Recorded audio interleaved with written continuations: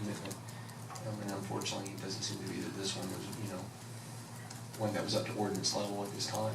But that doesn't mean that there's not some work that a committee or some group could, continue outside of that.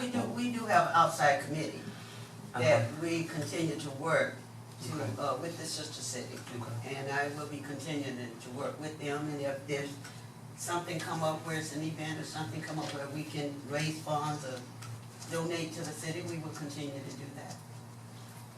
Thank you. Thank you. Okay. Maybe did you want us to draft an ordinance sunsetting assist the city board then?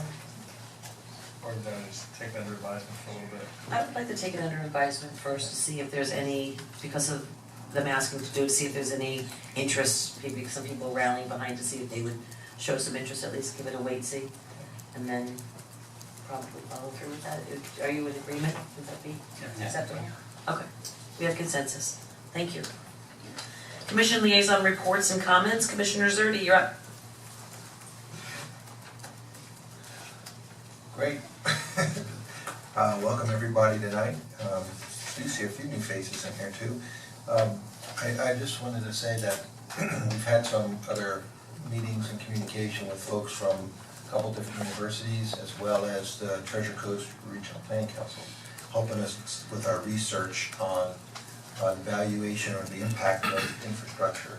So we're making some headway on that. I think I should have something probably by the end of the week, and maybe some other information for you this next week, right? And we have the Rocktoberfest coming up this weekend. So if you want to come and join up there and in one of the booths, I guess on Saturday night, I'll see you there. I'll be assisting. Is that the international sign for beer? This is. It is now. This is the other. All right, thank you. Commissioner Amoroso. Okay, quite a few things coming up. October 12th is another net cleanup, sponsored by the CRA.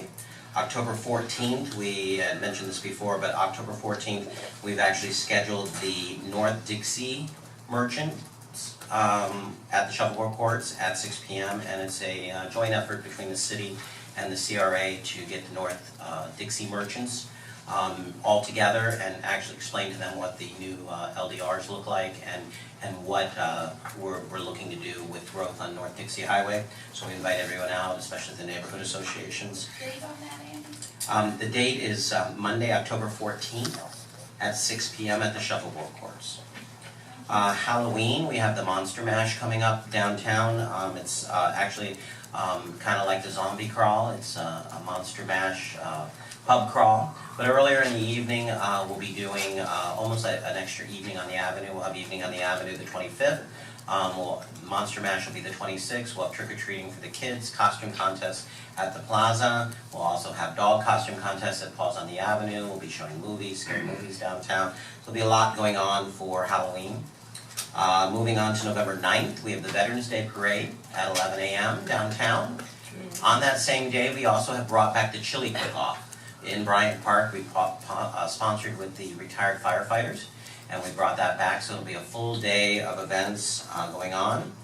Remember, always evening on the Avenue, first and third Fridays. I had mentioned to the President's Council and Mary that nonprofits and the neighborhood associations are always invited free.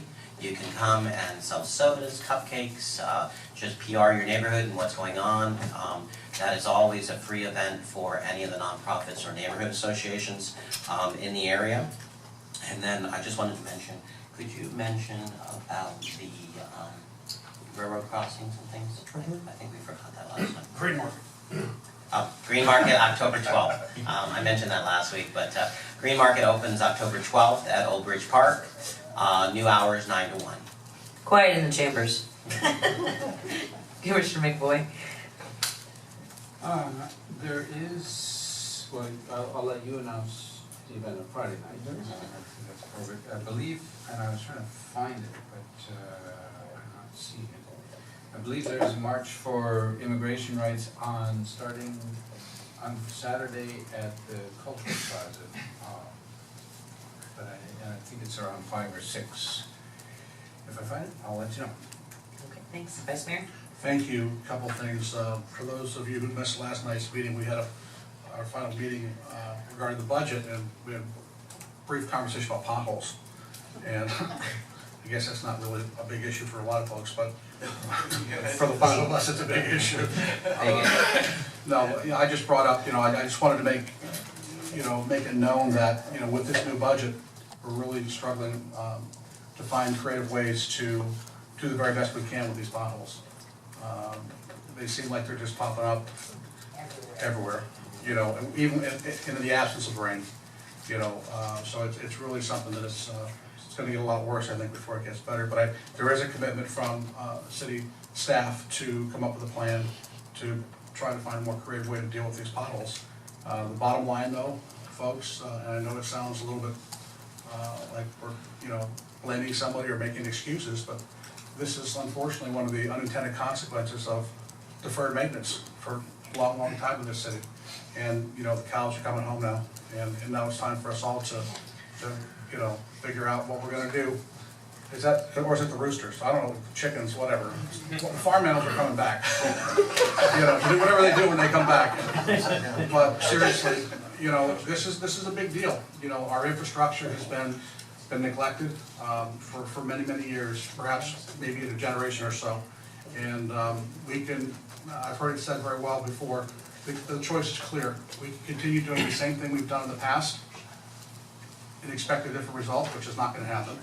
Or we can all come together, put our heads together and work together and figure out a way to move forward with a more comprehensive infrastructure and a rebuilding plan for the next 100 years of our city. The other thing I'd like to bring up, and again, one of our favorite subjects is code enforcement. I know 1 or 2 meetings ago, I had mentioned the fact that a lot of folks truly don't understand how the state statute operates. A lot of folks get very frustrated over code enforcement. They say, geez, I wish you'd do something about this property, when in reality that property's been in the process for a period of time. My recommendation was, and I just want to make sure that we're addressing that recommendation either up or down, is to maybe put together a presentation, if you will, that we can go out, the staff can go out and present to the neighborhood associations or organizations just exactly how the process works. I think it's important for everybody to understand how Statute 162 works. When that happens, it'll be a little bit easier for us to understand the uphill battle we have sometimes in dealing with these neglected properties that property owners are just willfully neglecting. And finally, I sit on the Urban Administration Legislative Committee for the Florida League of Cities, and we're in the process now of crafting the top 2 or 3 legislative priorities we want to take to Tallahassee this year to try to get the legislature to act on. And we've had 1 meeting, we've got 2 more meetings coming up between now and November. And it looks like 2 of our issues here in the city of Lake Worth are pretty much universal around the state, and that would be the issues of vacation rentals and sober houses. So if anybody has an active interest in any one of those issues, please see me. If you've got any documentation, any material whatsoever, we're gonna need everybody's help to do something about these 2 issues. They're very important, and they're complicated issues. But the bottom line is it's becoming an issue statewide, and everybody's looking at it, and we need all the help we can to find a solution that's beneficial to all parties concerned. And that's it. Thank you very much, Madam Mayor.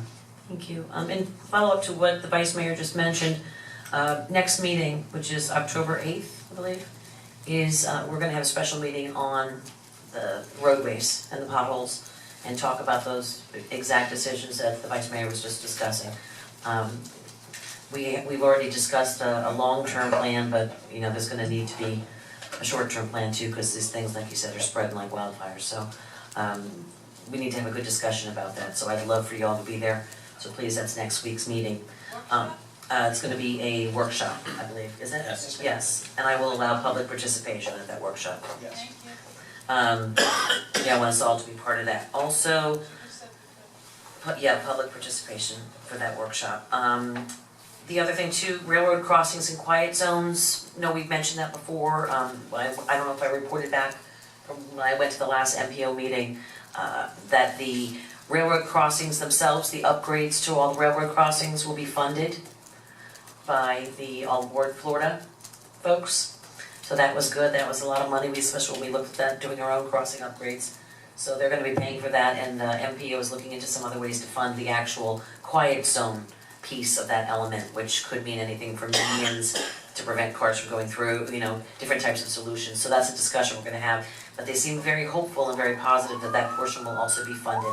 They'll look at also areas maybe that could no longer need to be needed. We have 9, we're probably one of the smallest cities with one of the most amount of crossings, so that's gonna be an interesting discussion too. But good news there, we already have some relief on the way, so I'm very happy that that's happening.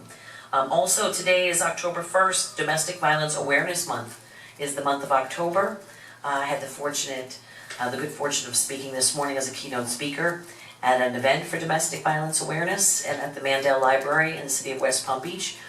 We had Sheriff Bradshaw was there, Dave Ehrenberg was there, our top cop for the state, and a number of organizations that are involved, and it was a beautiful event, very inspiring, and I was blessed to have been there. I also got to promote our Fair City, doing our cheer for domestic violence, which is this Friday. I invite you all to please be there if you can. I know normally in the past we've done it here in the chambers, but we're taking it out on the streets. We're taking it to the Cultural Plaza, and we've done it a little bit bigger and brighter this year. Shine a light on domestic violence. We're actually be shining a lot of purple lights on the Cultural Plaza. So I hope you'll come down there where we have that light up ceremony. There's going to be lots of people and discussions and poetry readings and all kinds of stuff, but it's all part of Evening on the Avenues. So all those terrific things that normally happen then will be happening as well. So bring your families and your friends and come and enjoy it. I did see in the back, Pastor, I'm so sorry we missed you when we got started. I understand. So can we have you back again next time? Absolutely. All right, good. And Pam Lopez, if you wouldn't mind getting with the pastor. I'm so sorry, I just didn't want you to wait with the kids and not realize we had It's started. very interesting, the first one I've been to, and Okay, the good. kids are excited about all the events they're listening to. They're all asking me, can we come, can we come? Okay, good. You were all invited, you hear me? I want to see you out there with bells on. Okay, that pretty much wraps it up. Thank you. Alrighty, public participation.